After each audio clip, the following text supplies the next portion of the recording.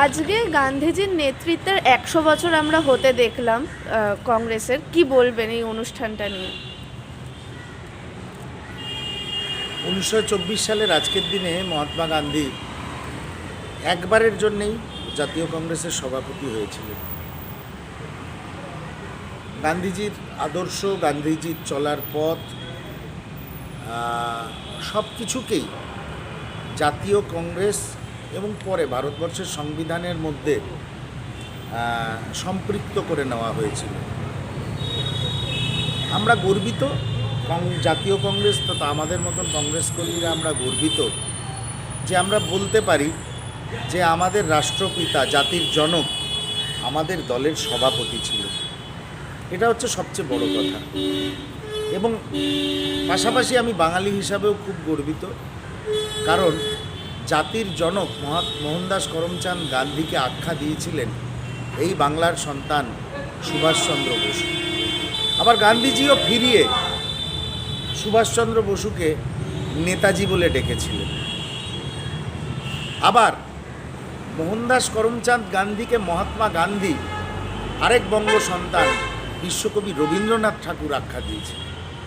সব মিলিয়ে গান্ধীজি, নেতাজি সুভাষচন্দ্র বোস, রবীন্দ্রনাথ ঠাকুর সব মিলিয়ে বাংলা আর এই সব মানুষ যেন একাকার হয়ে গেছে। তার সাথে রয়েছে জাতীয় কংগ্রেস। সেই জন্য একজন জাতীয় কংগ্রেসের কর্মী হিসাবে আমি অত্যন্ত গর্বিত, আজকের দিনে অত্যন্ত আনন্দিত। এটা আমার গর্বের বিষয়। মহাত্মা গান্ধী জাতীয় কংগ্রেসের সভাপতি হয়েছিলেন 1924 সালে, এবং আমরা কংগ্রেস কর্মীরা এবং কংগ্রেস দল মহাত্মা গান্ধীকে নিয়ে আগামী দিনে এগিয়ে যেতে, তার আদর্শ, তার চিন্তা ভাবনাকে নিয়ে এগিয়ে যেতে আমাদের ভালো লাগবে। এবং আমরা দেশকে রক্ষা করতে, দেশের সংবিধানকে রক্ষা করতে, দেশের ধর্মনিরপেক্ষতা, জাতপাতবিহীন সমাজ সব কিছুকে রক্ষা করতে গান্ধীজির আদর্শকেই আগামী দিনে আরও এগিয়ে নিয়ে যেতে হবে।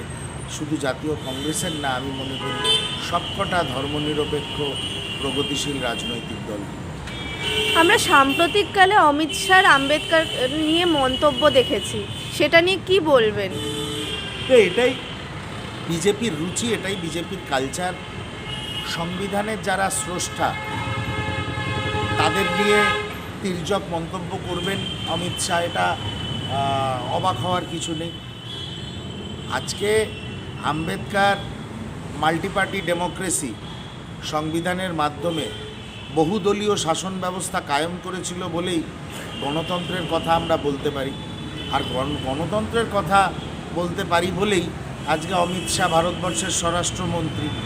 তা যারা গণতন্ত্রকে স্থাপন করে গিয়েছিল ভারতবর্ষে, তাদের বিরুদ্ধে দু চারটে নেতিবাচক কথা, তির্যক মন্তব্য ভারতীয় জনতা পার্টি করবে, এটাই তো খুব স্বাভাবিক। কারণ ওনাদের আদর্শে আদর্শিত মানুষেরাই তো জাতির জনককে খুন করেছিল।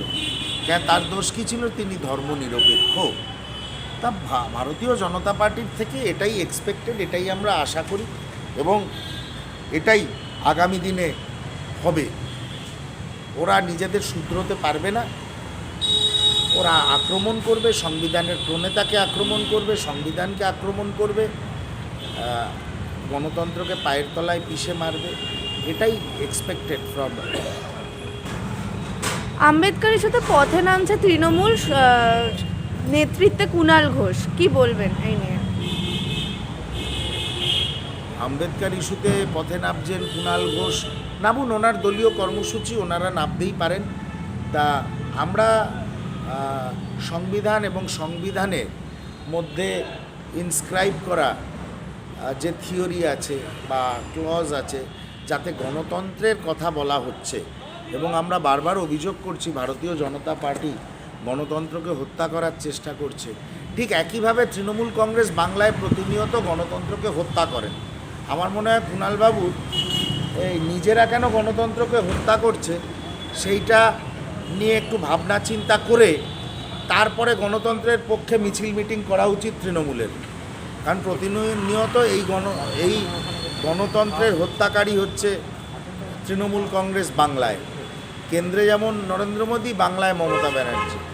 আগে নিজেরা গণতন্ত্রকে সুরক্ষিত করুক, গণতান্ত্রিক পদ্ধতিতে ভোট হতে দিক, মানুষকে ভোট দেওয়ার সুযোগ দিক, তবেই অন্য কিছু করা যেতে পারে।